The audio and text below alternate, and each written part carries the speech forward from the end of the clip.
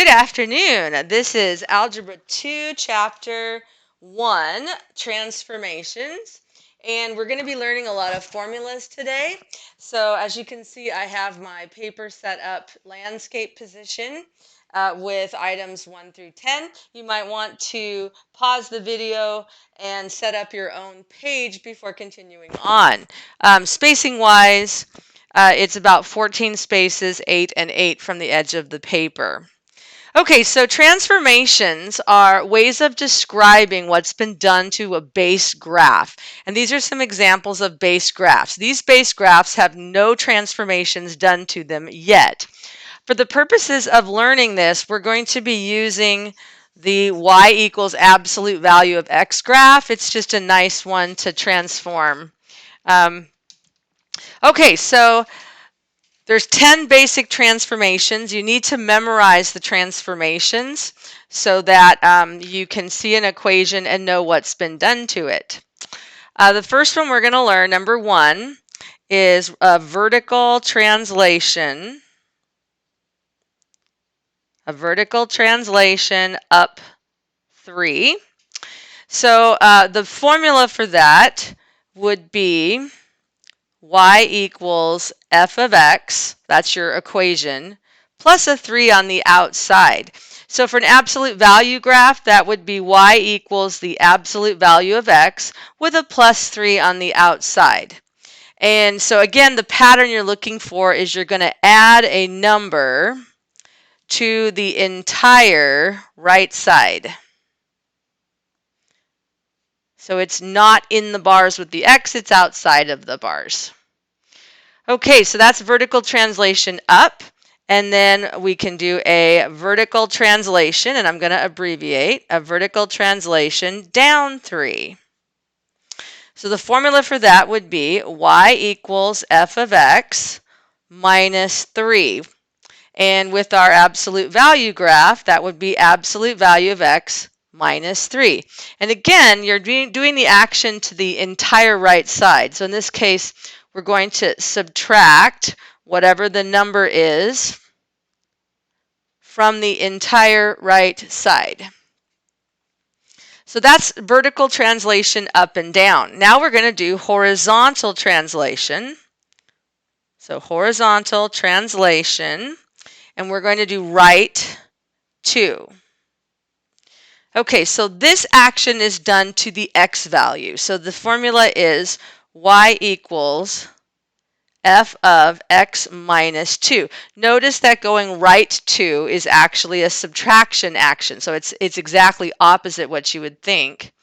So in our example, that would be y equals the absolute value of x minus 2, and it's inside.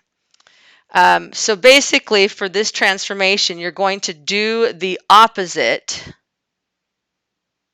Do the opposite to all x's in the equation. So you could probably guess if you're going to do a horizontal translation left 6, it's going to be opposite of 6, so left 6, so it's going to be adding 6. So the formula is y equals f of x plus 6. In our example, that would be y equals the absolute value of x plus 6. Again, you do the opposite to all of the x's. So you add when you go left, you subtract when you go right. Okay, our third transformation pattern is reflection. So first one we're going to do is reflect across the x-axis. So in a formula, that would be y equals a negative 1 times the entire right side times f of x. In our example, that would be y equals negative 1 times the absolute value of x. So it is outside of the absolute value bars. So the action is you're going to multiply the entire right side by a negative 1. And for reflection, it's always a negative 1. It's never a different number. So our second type of reflection is we're going to reflect across the y-axis. So to reflect across the y-axis, your formula is that inside of the right-hand side with the x, you're going to multiply the x by a -1.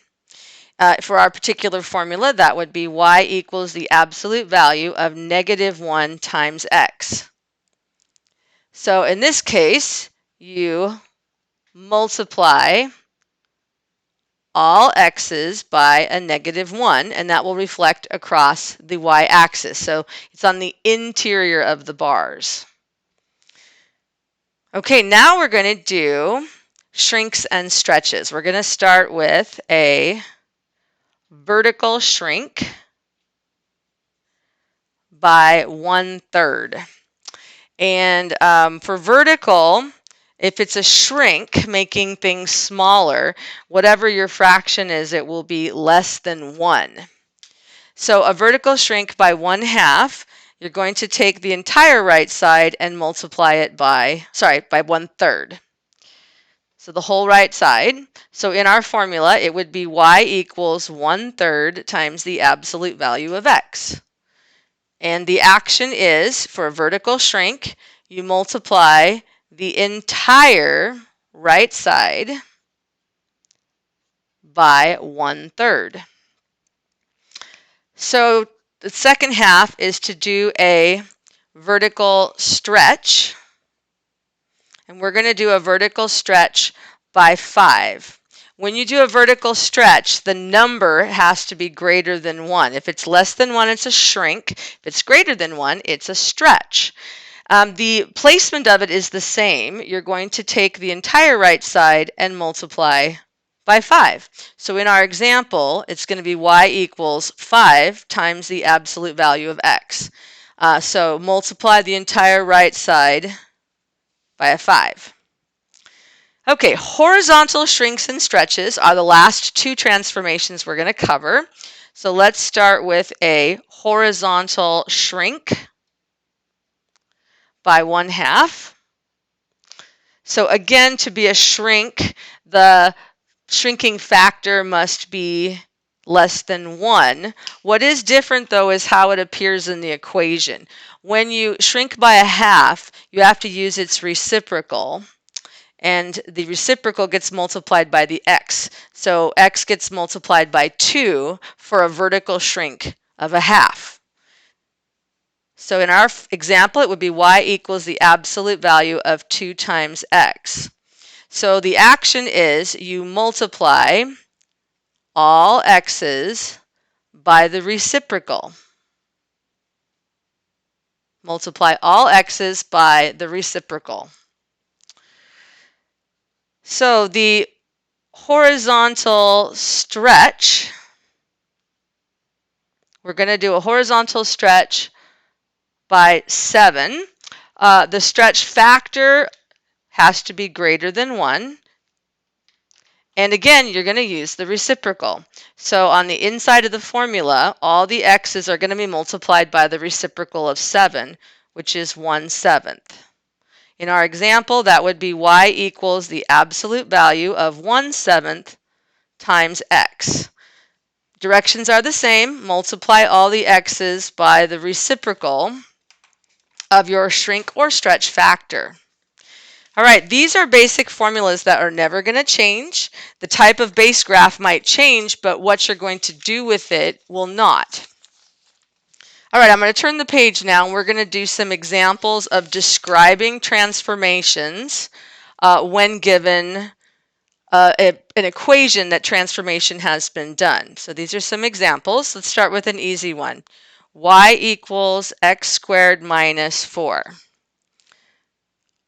Okay, so your base graph, without anything done to it, is y equals x squared. So the part that we're looking at for the transformation is what's been done to it. In this case, minus 4. Because it is being added or subtracted, it's a translation. Because it is outside of the x's, it is vertical. So this would be a vertical translation down 4. Vertical translation down 4. Okay, let's do another one. Example 2. y equals 3x cubed.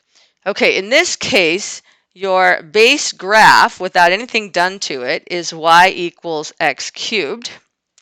And it is being, the x inside is being multiplied by a 3, which means it's a shrink or a stretch. In this case, it's a horizontal shrink or stretch because it's multiplied by the x. And then you have to do the reciprocal. So this would be the horizontal shrink by 1/3. All right, let's do one more, and then we're going to move on to a graph. This is example 3. Y equals 2x minus 3. For this one, your base graph, without anything done to it, is y equals x. So we actually have two things being done. Here we have an x being multiplied by a 2, and then on the outside it's a subtraction of 3. So there's two transformations. Generally, you go from inside to outside. So because the 2 is being multiplied, it's a shrink or stretch. When you flip it to the reciprocal, it's 1/2, which means it is a horizontal shrink by 1/2. And then the other transformation is a minus 3 on the outside. Because it's being added or subtracted, it's a translation. Since it's outside of the x, it's a vertical translation. So this would be a vertical translation down -3. So that's how you describe what's been done to an equation. You state the base graph and then look what's been done to it and use your patterns. All right, Roman numeral 2, we're going to do what's called a visual transformation. And for our visual transformation, we're going to use a graph. So go ahead and use a ruler and draw yourself a graph. And we're just going to draw a base graph. So our base graph will touch the x-axis at -2. At -1, -3, 1, 2, 3, it will have a point. That's -1, -3. At 2, 2, it will have a point. And at 1, 2, 3, 0. It'll have a point. And we're just going to connect these lines into kind of a geometric sort of shape. All right, there's our base graph. It does not have a formula. It's just a point-to-point base graph. So what is the transformation we want to do? All right, we're going to do a vertical stretch of 2. So when you stretch something vertically, it's going to stretch away from the x-axis. So it's going to stretch up and it's going to stretch down. In fact, the distance to the x-axis is multiplied by 2.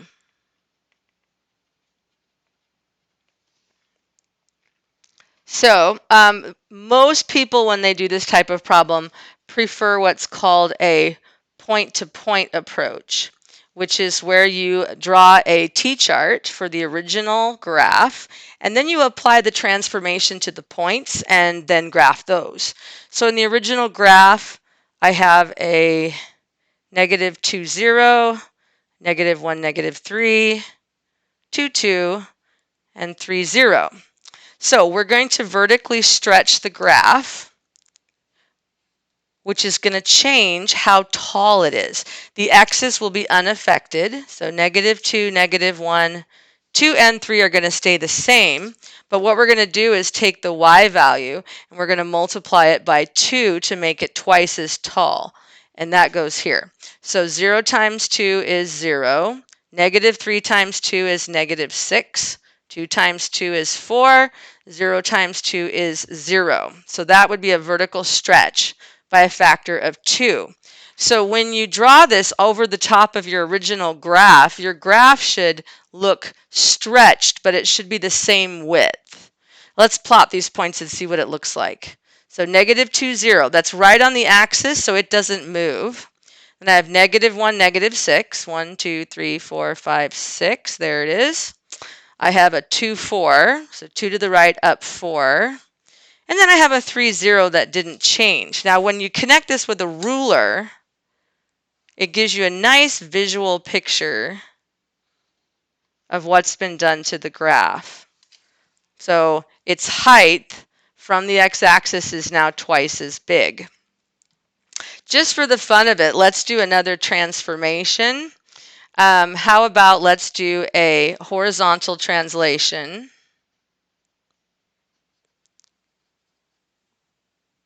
Let's go 3 to the right. So we're going to start where we left off.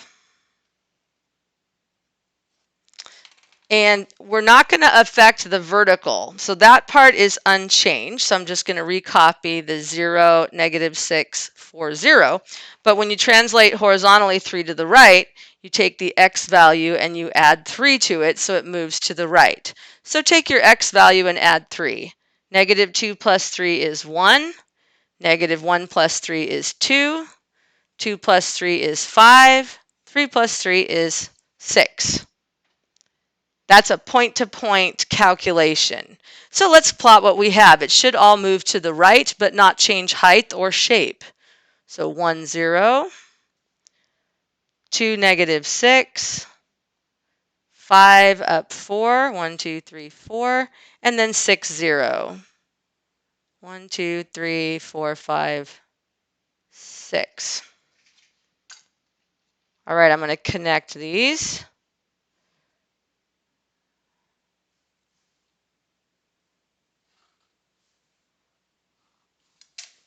And as you can see, this blue line has moved to the right 3 spaces. That would be your horizontal translation, 3 to the right. So if you're just dealing with a shape and not a formula, you need to go with the verbal description of what you're doing and apply that to the equation, or to the points, excuse me. When you're doing equations, that's when you need to know when to use a reciprocal, when to use an opposite number, because you're actually applying it to the math equation. And that's why we have an explanation column for what the movement is, separate from the formula column. Please use this as part of your homework activity. And again, the sooner you can commit this to memory, the better it will be. Have a good afternoon.